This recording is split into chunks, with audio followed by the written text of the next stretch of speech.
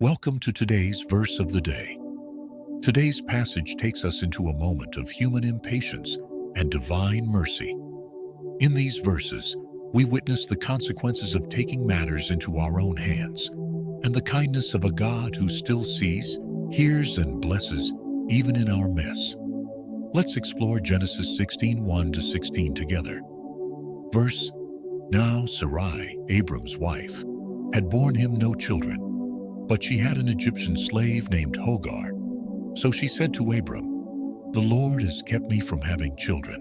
Go, sleep with my slave. Perhaps I can build a family through her." Abram agreed to what Sarai said. So after living in Canaan for 10 years, Sarai took Hagar and gave her to her husband to be his wife. Hagar conceived, but when she knew she was pregnant, she began to despise Sarai. Then Sarai mistreated Hagar, and Hagar fled into the desert. The angel of the Lord found Hagar near a spring in the wilderness and said, "Hagar, servant of Sarai, where have you come from? And where are you going?" He told her, "Go back to your mistress and submit to her. I will increase your descendants so much that they will be too numerous to count." The angel added, "Still you are now pregnant, and you will give birth to a son. You shall name him Ishmael, for the Lord has heard of your misery." She gave this name to the Lord who spoke to her, "You are the God who sees me." That is why the well was called Beer Lahai Roi. It is still there, between Kadesh and Bered. So Hagar bore Abram a son, and Abram gave the name Ishmael to the son she had born. Abram was 86 years old when Hagar gave birth to Ishmael.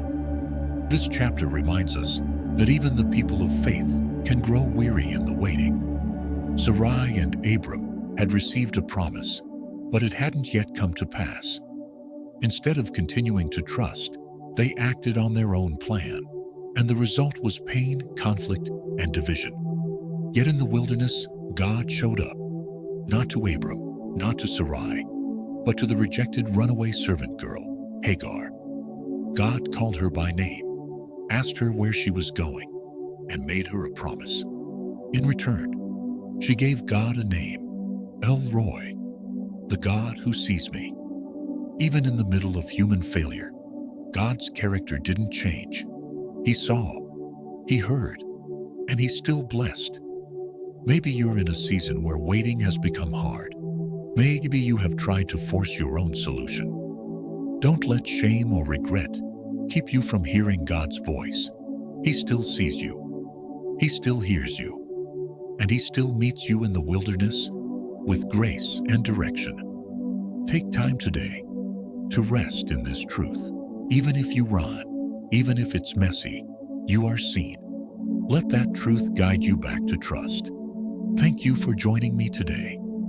If this passage encouraged you, share it with someone who needs to know that God sees beyond the mistake and speaks directly to the heart. He is El Roi, the God who sees.